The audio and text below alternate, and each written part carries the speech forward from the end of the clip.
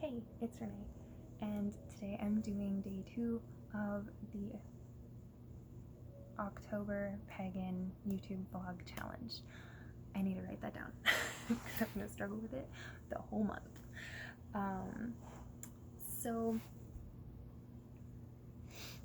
today's keyword is change, and I thought about that for a minute before I popped on here because, well, all I could think of was like experiences, like individual experiences from my life where I've like had change happen and it's been uncomfortable. And even if I were to pick just one of those things, we would be here all day. So what I decided to do is I am going to share the top 3 things that change is like a concept has taught me throughout my life. And so yeah, without further ado. So the first thing that change has taught me is that you can't get too attached.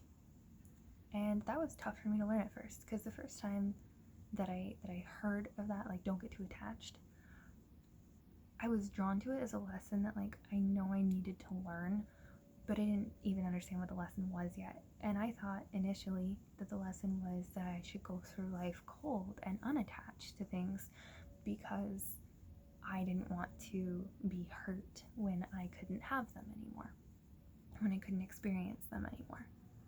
And that was wrong. The lesson that I actually ended up learning was love everything beautiful in your life and look forward to experiencing it every moment you get. But don't get attached to things staying the same. That's what you can't get attached to, because things will change. They will always change. And that leads into the next thing, the next couple of things. The next thing that change has taught me is to accept the things that I don't have control over. And when I first heard that,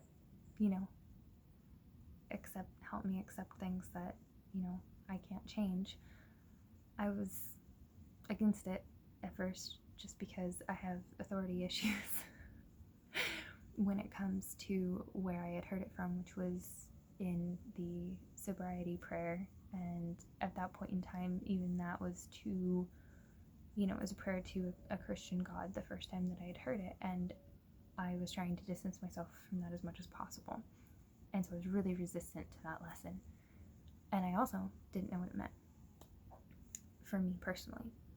I thought that it meant that I had to accept it and be okay with it and potentially smile about it when someone hurt me, or when something hurt me, or when I was in a bad situation. I had to just accept it and be like, well, that's life, can't do anything about it.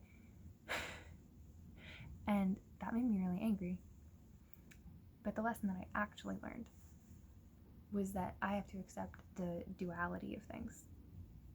I have to accept that this really sucks, but that I'm probably going to be able to smile again someday.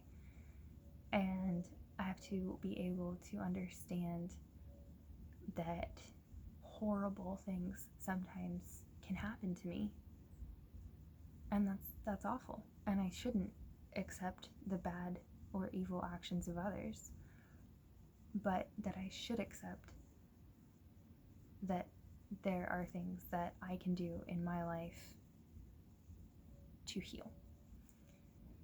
The things that I can't change are what other people do, what other people think, what other people say, who other people hurt. I can't change any of that. And I have to accept that that's out of my wheelhouse. I don't have to accept their behavior.